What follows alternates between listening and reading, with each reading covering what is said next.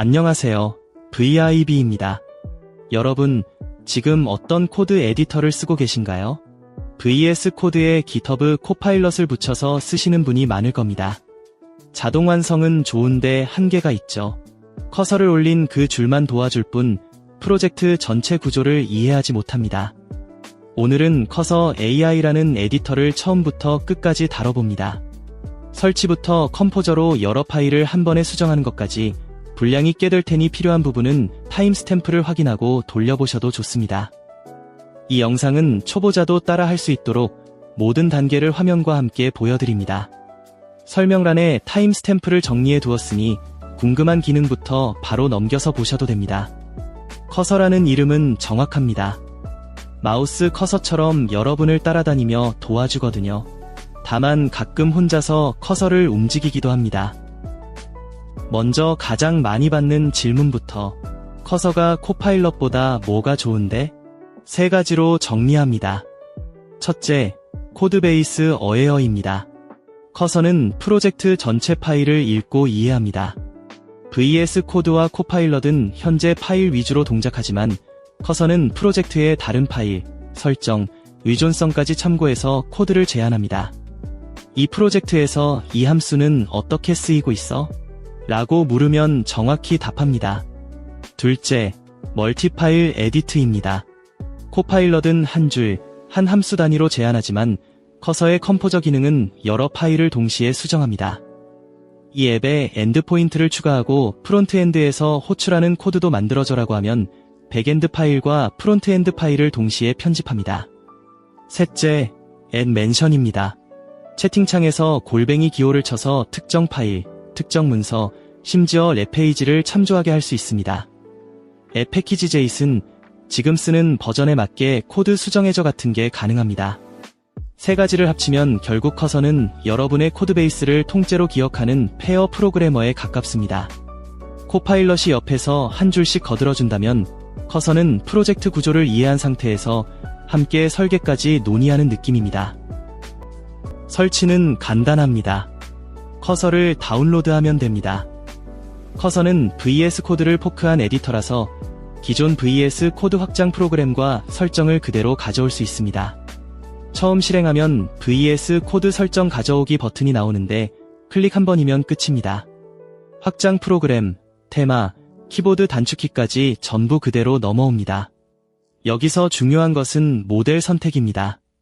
커서는 여러 AI 모델을 지원합니다. 클로드 3.5 소네트는 코드 작성에 가장 적합하고 GPT-4는 일반적인 질문에 좋습니다. 세팅에서 기본 모델을 클로드로 설정하는 걸 추천합니다. 무료 플랜은 기본 기능을 쓸 수 있고 프로 플랜은 월 $20로 더 많은 요청과 고급 기능을 제공합니다.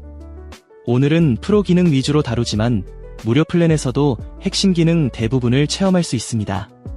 설치 자체는 5분도 안 걸리는데 저는 처음에 확장 프로그램을 하나씩 다시 까느라 오히려 더 오래 걸렸습니다. VS 코드 설정 가져오기 버튼을 꼭 먼저 눌러보세요. 이게 커서의 핵심 기능 중 하나입니다. 커서룰즈 파일을 프로젝트 루트에 만들면 커서가 이 프로젝트에서 지켜야 할 규칙을 학습합니다. 화면에 보이는 예시를 보겠습니다. 이 파일이 있으면 커서가 코드를 생성할 때 이 규칙들을 따릅니다. 예를 들어 async 안 쓴 코드를 제한하지 않고 타입 힌트 없는 함수를 만들지 않습니다. 프로젝트 구조를 설명해주면 더 좋습니다. 이 프로젝트는 모노레포이고 SRC 아래에 모듈별로 나뉘어 있다. 공통 유틸리티는 SRC 세어드에 있다라고 적어두면 커서가 새 코드를 어디에 만들어야 할지 합니다.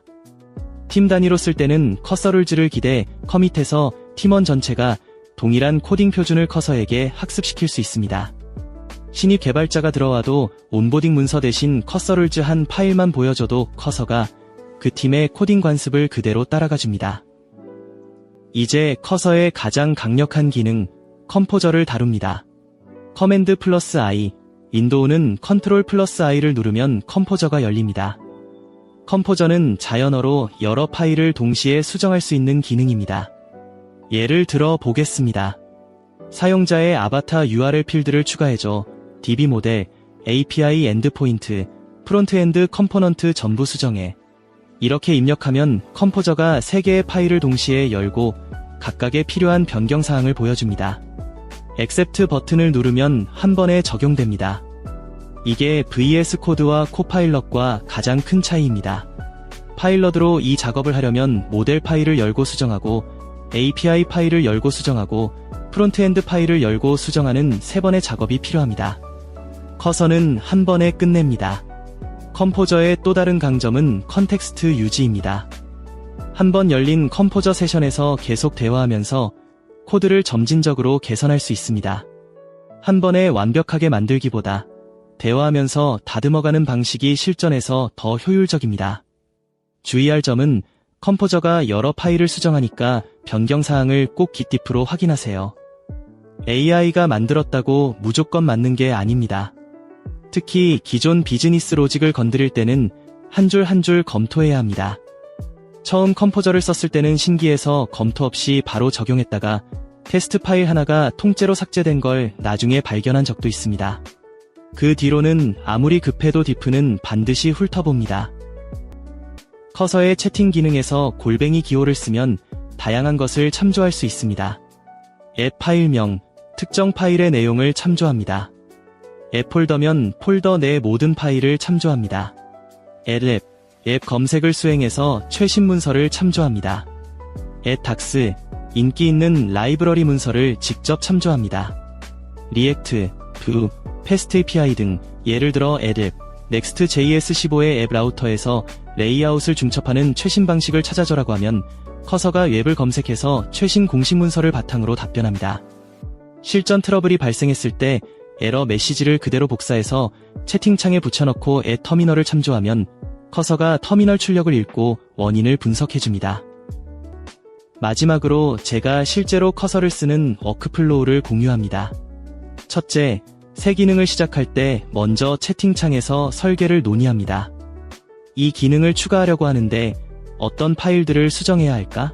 그 다음 컴포저로 실제 코드를 작성합니다.